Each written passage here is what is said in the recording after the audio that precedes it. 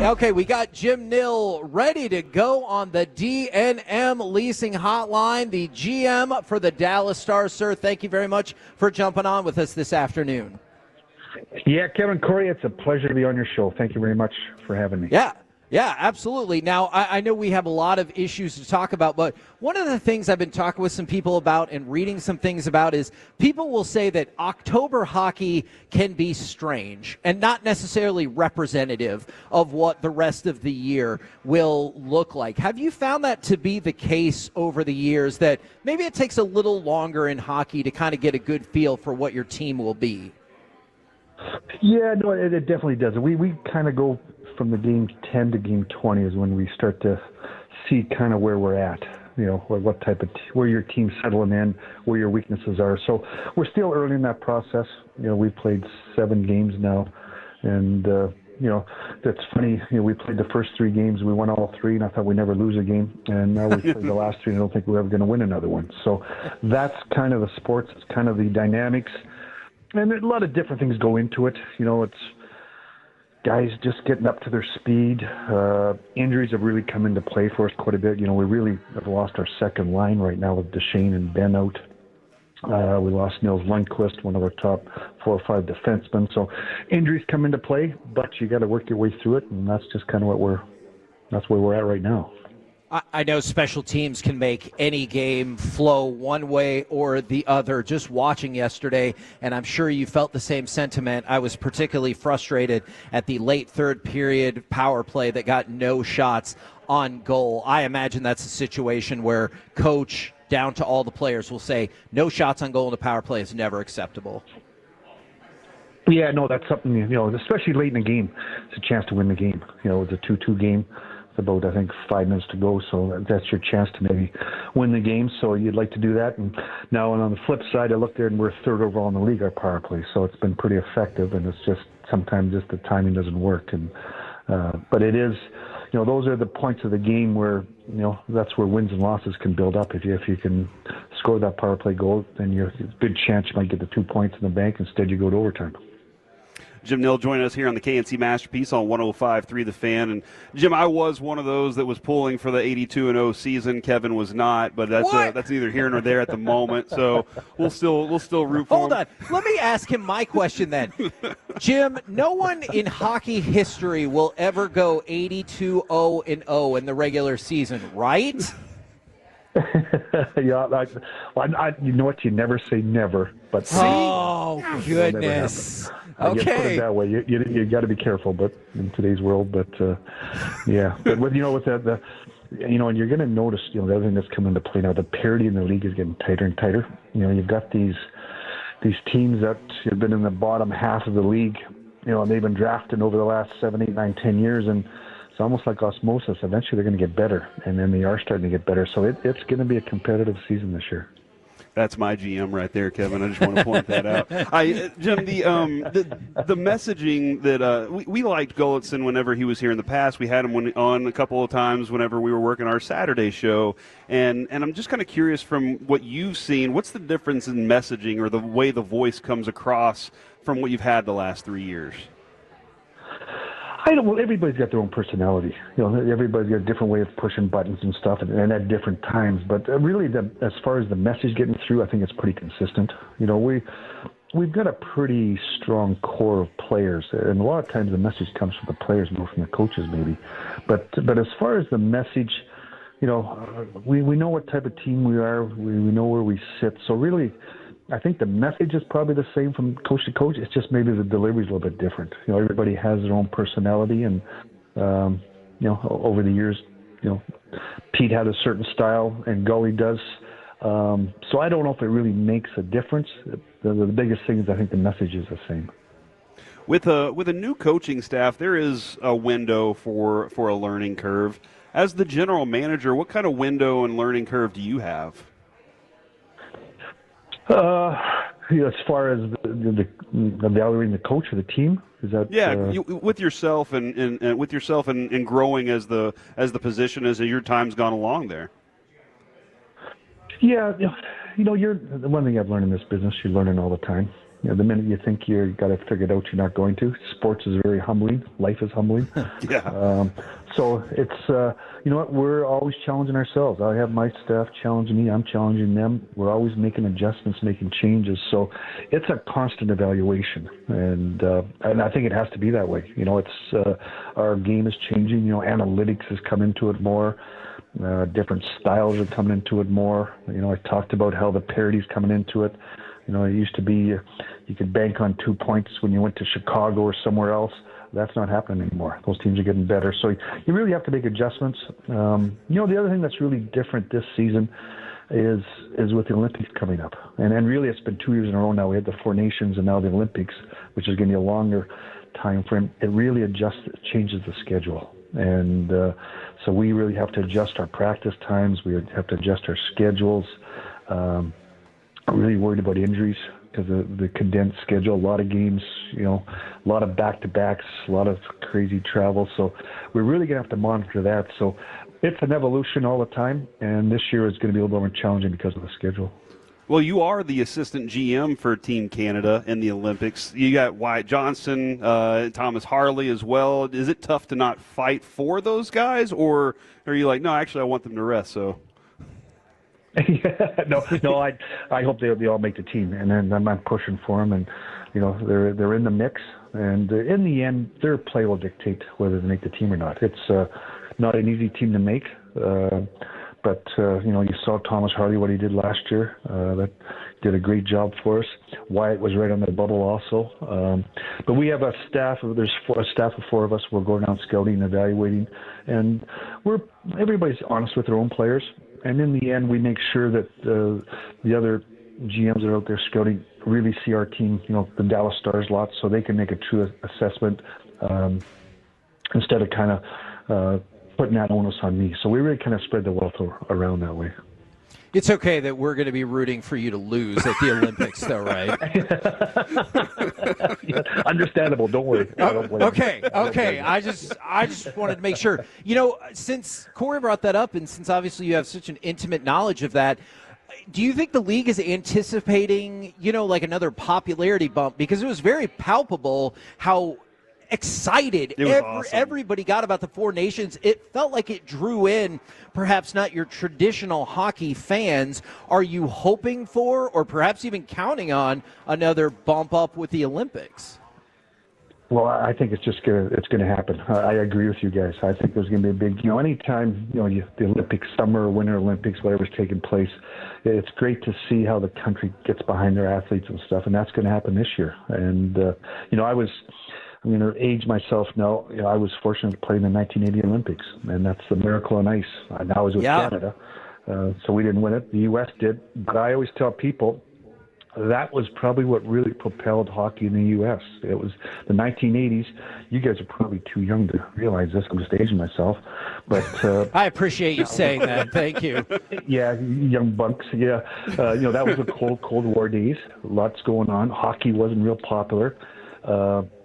And here these bunch of college kids beats the big bear from Russia, and all of a sudden hockey took off. Now you had hockey in LA, you had it starting to come in Dallas, and really that event, those Olympics, really, it's a small town, Lake Placid, about 3,000 people, and all of a sudden that propelled hockey into the spotlight in the U.S.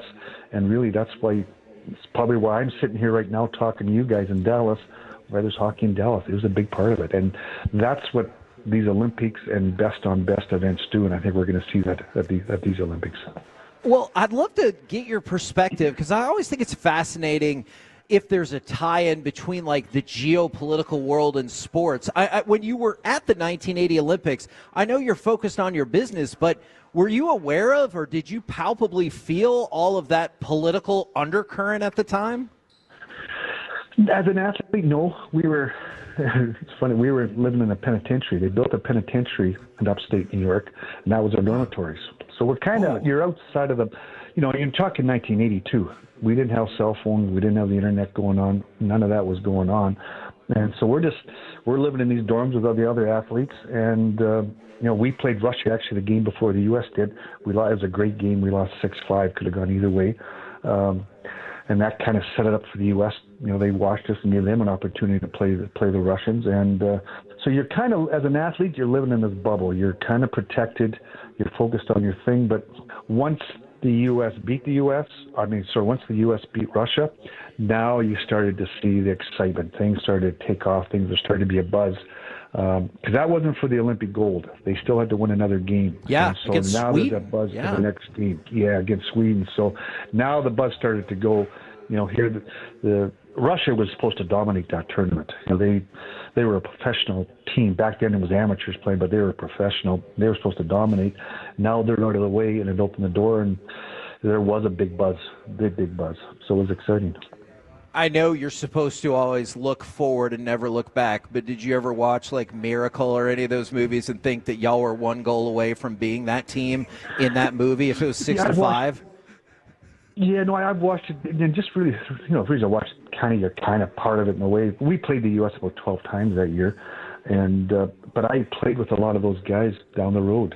A lot of guys in the U.S. I played with Dave Silk, Dave Baker. We played in St. Louis. I played with Jamie Baker. In Boston, I played with Dave Silk. So played with or against those guys in pro hockey. So there was a kind of a connection there, and we were both the same type of teams. The other teams were Europeans, and they were kind of more professional. We were just a bunch of college kids. You know, we were just along for the ride, representing our country, trying to figure all this out. You know, we were younger than most of those teams, so we really got to know each other pretty well. So it was pretty exciting, and happy for those guys. Like I said, they did a great job, and like I said, they changed the landscape of hockey in the U.S. Since we're still kind of in that vein a little bit, last night all over social media, Carolina, Colorado, or maybe the Whalers and the Nordiques, you got those jerseys rocking there. Will there ever be a North Stars sweater ever appear in Dallas or maybe even Minnesota? I hope so. It's funny because I was, we're sitting there watching our game, and we've got about 4 different monitors. We're watching other games, and I switched on the Colorado game. And at first I looked and I said, "Is this an old time game?" The old Nordiques and Hartford. I said, "Is this on NHL Network going back to the 80s?" And then I realized what they've done. I didn't realize, the jersey they did not. I thought it was a great idea, a great move by the league and by both teams. And I hope down the road we have the opportunity to do that also as a former North Star team. When you were in Vancouver, did you like that black sweater with the V and the yellow and orange? That was different. That was different. The big black with the orange, and then you had the orange with the black trim. Yeah, it was a different time back then. That's for sure. Huh? What a great way to avoid that question. It was a different time. It was unique. It was interesting. Now it was unique. Okay, there you go. Back then, I think they paid like $250,000 to somebody to design those. So, you're talking back in the 1980s, $250,000. That was a lot of money. So somebody had a great idea, and the way it went. Do you think you got your money's worth out of that $250,000? It wasn't my money, so thank God. Now, sweeping all the way back around to the current Stars team, I know you talked about between games 10 and 20 kind of having that better feel for how things are going, and we have not even reached the minimum threshold, but in the last 3 games, haven't scored in the first period of any of those, given up 3 goals in that same span. Do you feel like the team has started slow? Because I know not scoring a goal isn't always indicative of a slow start. It can be a few other things. But do you feel like the team has started slow at all the last 3 games in particular? Yeah, we've been out of sync the last 3 games. I don't disagree with that. I thought last night was one of our better games, actually. Of the 7 we've played, we kind of looked like ourselves, I thought. We unfortunately got behind early because of those power plays.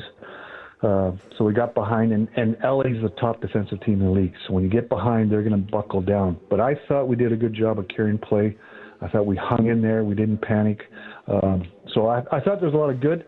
Do we need to score more? Yes, we do. And that's something we'll continue to work on and expand on. But overall, I liked our. When you start to struggle, you got to be careful, especially when you're not scoring. Now guys start to cheat on the wrong side of the puck, start to cheat on breakouts, are looking for offense, and you can really get away from your game. And that's what I liked about last night is we didn't get into that mode. We stuck with it.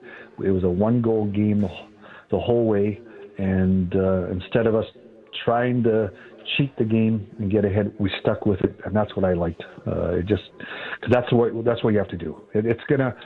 We always talk in this league. It's a three goal league. It's whoever scores 3 goals usually wins, about 80% of the time, and that's the way our league is. And shows last night. It was a 2-2 game. We had the power play. We could have scored, made it 3-2, probably would have won.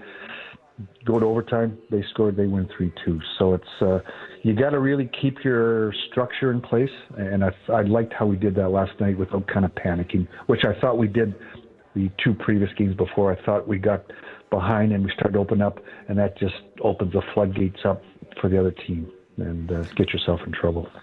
Last thing before we let you go, Jim, do you have any updates on Duchesne, Lundqvist, Ben, and Beck? Do you have any updates on like how we're progressing there?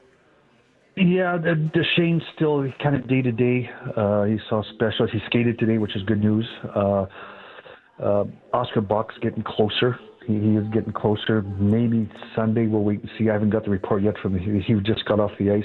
I'll get the report from the trainer, but he's getting close. Okay.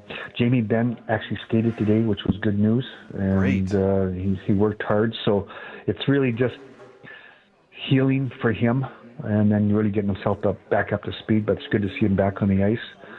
And then Nils Lundqvist, he's out for probably another 3-4 weeks for sure. And that's just really healing for him. Well, we appreciate the time, and as an added bonus of synergy, we're doing our show from Freebirds, which is the official burrito of the Dallas Stars. So we're making it all work today. You guys are having a great day. A little bit of lunch, a little bit of work, you can't beat it. Absolutely. Well, thank you so much for the time. We would love to have you on again at any point. We really appreciate it, sir. Yeah, anytime, guys. Thank you for having me again. Take care. All the best.